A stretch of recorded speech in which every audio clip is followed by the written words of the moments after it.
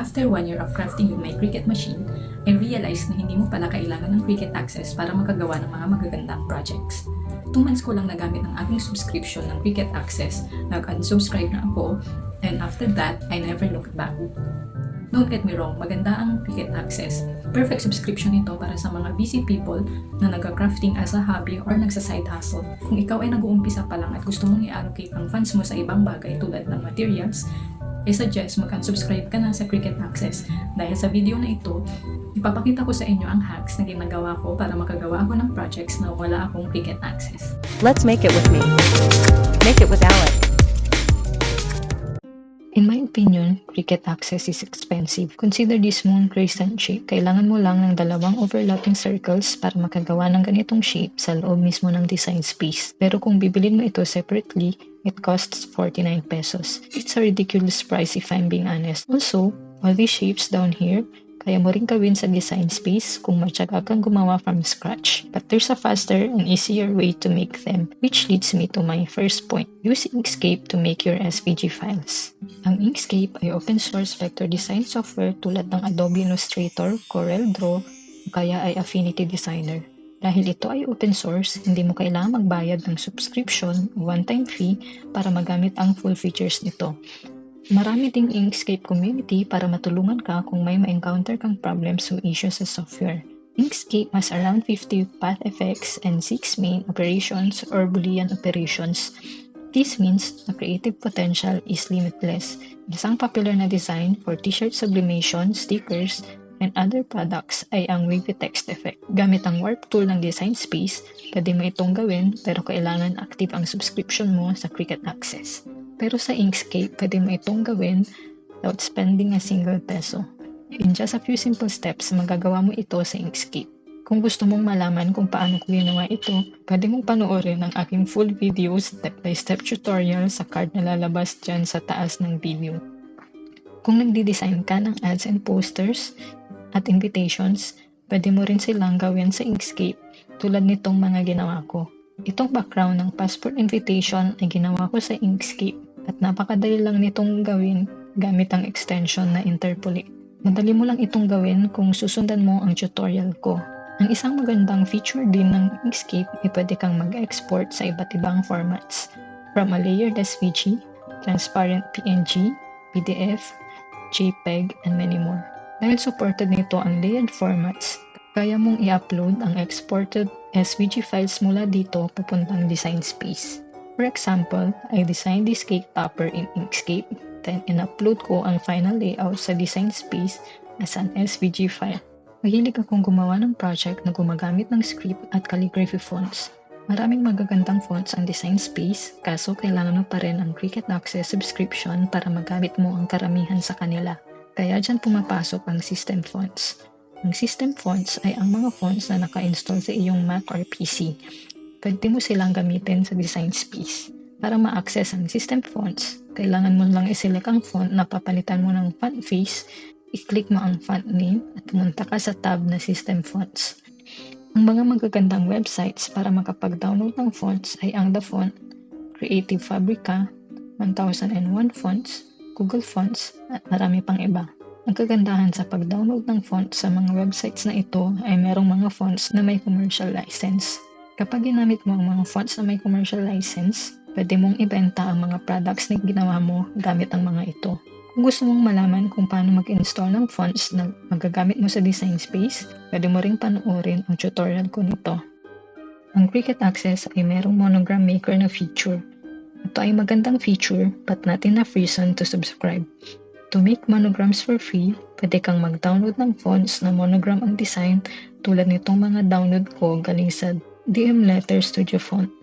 Meron na itong floral design na magandang gamitin sa pag-customize ng tote bags, coin purses, notebook covers at marami pang ibang projects. Itong font na ito ay meron na ring commercial license kaya pwede kong ibenta ang mga products na gawa ko gamit itong font na ito. Kung bumili ka ng Cricut para makagawa ng stickers, merong create feature ang design space na one-click lang na makakagawa na ng margins around the design at may preset na rin na materials at pressure. Kaya isang click lang, meron ka na agad sticker. Mabilis pero may bayad. Kung hindi ka willing mag-subscribe sa Cricut Access, meron akong workaround dyan. Kailangan mo lang iselect ang iyong illustration para makagawa ng margins around it. Click Edit and gawa ka ng offset. Select both the offset and the illustration and flatten them to create a sticker. Meron din akong tutorial na pwede mong panuorin kung gusto mong gumawa ng stickers. Medyo maraming steps lang compared sa one-click na create sticker feature ng Design Space, pero malaki naman ang matitipid mo kung hindi ka nag-subscribe sa Cricut Access. Isang favorite online tool ko naman ay ang Photopea. Ito ay ma-access sa browser at kailangan mo ng internet para magamit. Merong option ito to automatically delete background sa Photopea, pero limited lang ang pwede mong gawin sa isang araw. Para madagdagan ang credits mo, kailangan mo lang manood ng ads. I think worth it naman ang panonood ng ads nito dahil maganda na rin ang result, considering na ito ay free feature. Meron ding magic cut ang Photopea. Para magbura ng background, kailangan mo lang pumunta sa select menu at may mag-o-open ng dalawang window. Yung nasa left ay yung original image kung saan nakalagay ang mga mask at nasa right naman ay yung magiging result. May dalawang mask ang magic cut. Ang red ay yung mask para sa portions na buburahin mo at yung green naman ay yung maiiwan. Kung merong automatic na nagkaroon ng red mask, buburahin mo lang yung mask na yon gamit yung gray na brush. Then, after erasing yung red mask, gagamitin mo na yung green mask para ma-retain yung portion na lalagyan mo nun. Tulad ng Photoshop, meron ding powerful na selection tool ang Photopea. Gagamitin mo lang ang Quick Selection Tool o Magic Selection Tool para piliin yung mga portions na gusto mong burahin. Makakapag-refine ka rin ng mga edges para maging smooth ang selections mo. Kung final na ang removal mo ng background, pwede mo na itong i-download as PNG file with transparent background. Itong file na dinownload mo, ayun naman ay yung i-upload mo sa Design Space para magkagawa ka ng mga projects. Ang Cricut Access ay binibigyan ka ng access sa more than 100,000 ready-to-make projects.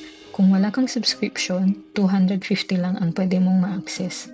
Pero hindi ibig sabihin yan na hindi mo magagamit ang more than 100,000 ready-to-make projects.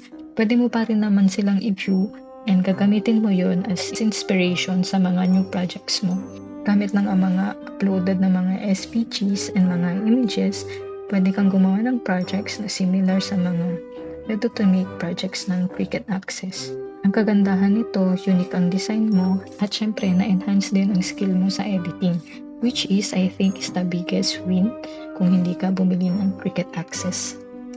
Kung marami ka nang nagawang projects sa Design Space, I'm sure alam mo rin ang collections. Ang collections ay mga folders sa Design Space kung saan pwede mong i-organize ay iyong mga projects. Ang hindi ko alam, after mo palang mag-unsubscribe, malilimit lang sa 5 collections ang pwede mong gamitin. Kaya ang workaround dyan para mag-organize ng mga projects ay ang pag-edit ng project details. Dito mo ilalagay yung mga descriptions and tags ng project mo para madali mo silang mahanap. And make sure lang din na kapag gumagawa ka ng file name, ay related ang file name sa project mo. Kung gumagawa ka naman ng mga designs outside of Design Space, then ina-upload mo na lang yung mga designs, I don't think na malaking problem kung 5 collections lang ang pwede mong gamitin sa free version ng Design Space. Sana na-inspire ko kayo na mas ma-explore pa ang Cricut nyo na hindi umaasa sa monthly subscription.